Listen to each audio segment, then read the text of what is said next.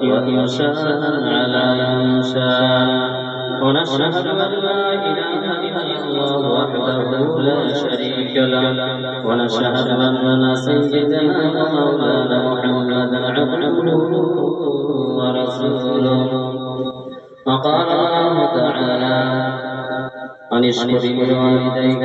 وقال النبي صلى الله عليه وسلم رضا الرب في رضا الولد وسخط الرب في سخط الولد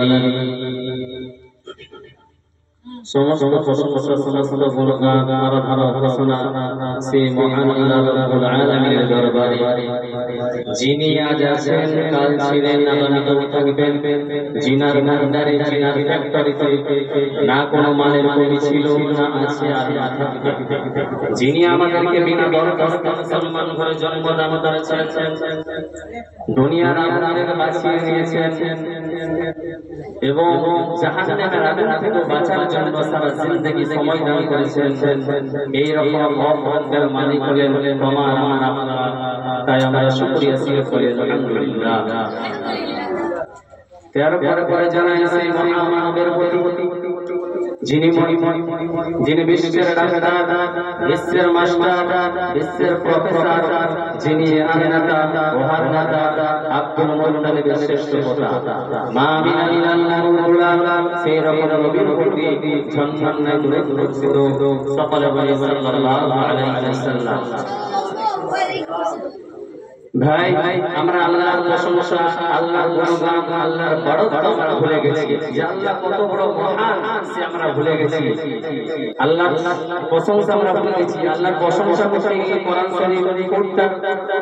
প্রমাণ দিচ্ছে সূরা কাহফের 109 নম্বর আয়াতে বলছে কুল্লু কানাল বাহরু মিদাদান লিকালিমাতি রাব্বি লানাফিদাল বাহরু ক্বাবলা আন তানফাদা কালিমাতি রাব্বি ওয়ালাউ জি'না বিমিসলিহি মাদাদা কুল্লু কানাল তোমরা যদি সমস্ত সমুদ্রকে যদি রশ্মি রূপে পরিণত করো কালির রূপে পরিণত করো কিসের জন্য কোন হিস্টোরি কোন জিওগ্রাফি কোন শায়রি লেখার জন্য না না মিদাদান লিকালিমাতি রাব্বি আমি আল্লাহ আমার প্রশংসার জন্য তো তাহলে কি হবে ভাই বলছে লানাতিল বাহরু সমস্ত দুনিয়ার পানি সমস্ত নদ নালা পানি শুকিয়ে যাবে ক্বাবলা আন তানফাদা কালিমাতি রাব্বি তার আগে আমি আল্লাহ আমার প্রশংসা শেষ হবে না এখানে আল্লাহ শেষ করে দেননি বলছে ওয়ালা জিনা বিমিসলিহি মাদাদা যদিও তোমরা আরো শুরু আরো ওই সমুদ্রকে সহযোগিতা করার জন্য আরো নদীকে সহযোগিতা আরো নদী তোমরা ফিট করে দাও তার আগে আমি আল্লাহ আমার প্রশংসা করা শেষ হবে না তারা আল্লাহ কত বড় মহান আমরা সবাই আল্লাহর প্রশংসা করব তো ভাই তো ভাই ইবনে মাজাহ শরীফের হাদিস হযরত ওমর রাদিয়াল্লাহু তাআলা আনহু বলেন যে আমি নবী পাক সাল্লাল্লাহু আলাইহি ওয়াসাল্লামকে জিজ্ঞাসা করলাম মা হুকুল ওয়ালিদাইনি আলা ওয়ালাদিহিমা যে সন্তানের উপর পিতামাতার কি হক আছে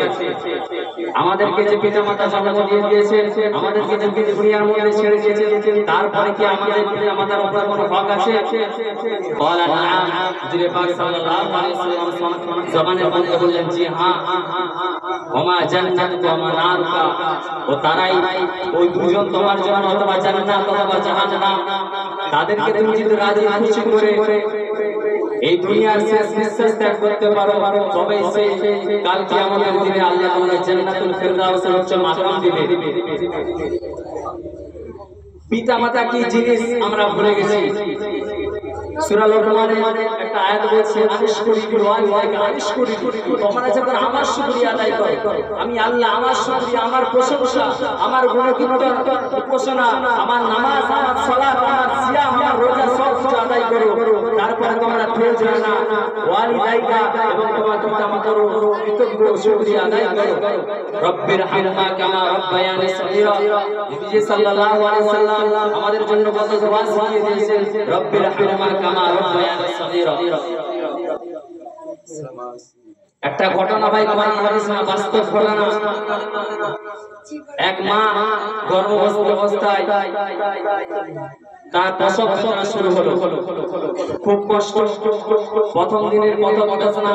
লজ্জায় কারো কাছে বলে না। দ্বিতীয় দিনের প্রসব বেদনা জিহ্বা কামড়াইয়া ওই মা সহ্য করেছে। তৃতীয় দিনের ব্যথা জ্ঞান হারা হয়ে গেছে। খুব গরিব মানুষ ছিল, স্বামীকে বলতে পারেনি হসপিটালে নিয়ে যাওয়ার জন্য। অতএব যখন পরিস্থিতি সিরিয়াসের মধ্যে দাঁড়ালো, তাকে হসপিটালের মধ্যে অ্যাডমিট করা হলো। তো ডাক্তার দেখলেন পরিস্থিতি সিরিয়াস, বলে মা বাঁচবে নালে সন্তান বাঁচবে, দুজনের মধ্যে যে কোনো একজনকে বাঁচানো হবে। তো ডাক্তার তার স্বামীকে ডাকা হলো, যে দেখেন পরিস্থিতি খুব সিরিয়াস, বলে সন্তান বাঁচবে নালে মা বাঁচবে, বলেন আমরা কাকে বাঁচানোর জন্য চেষ্টা করব। ওই সময় তার স্বামী বলেছিল, আমার সন্তানকে বাঁচানোর প্রয়োজন নাই, আমার বিবিকে বাঁচিয়ে নেন, গাছ থাকলে অবশ্যই ফল আসবে। তারপরে তার মায়ের কাছে গেল, তার মা বলল আমার মেয়েকে বাঁচিয়ে নেন, আমার নাতিকে বাঁচানোর প্রয়োজন নাই।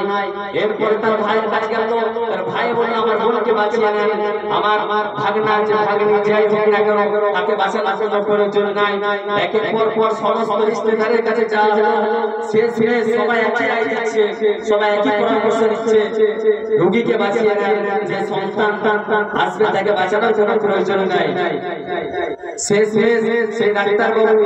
সেই জনজননী মা গর্ভধারী মায়ের কাছে গেল, বলল পরিস্থিতি খুব সিরিয়াস, বলে মা আপনি বাঁচবেন আর সন্তান আপনার যে পেটের মধ্যে সন্তান আছে আপনাকে দুজনের মধ্যে যাই হোক আমি বাঁচাতে পারবো, দুজনকে একসাথে বাঁচানো আমার পক্ষে সম্ভব নাই। তো ওই সময় আমার মা বলেছিল জানো, ওই মা কি বলেছিল জানো, আমি তো এই সূর্য কি জিনিস দেখে নিয়েছি, সূর্যের তাপ কত শীতকালে যে সূর্যের তাপ কত আলো দেখে নিয়েছি, এই চাঁদ কত সূর্য দেখে নিয়েছি, দুনিয়ার খাবার স্বাদ আমি দেখে নিয়েছি, কিন্তু আমার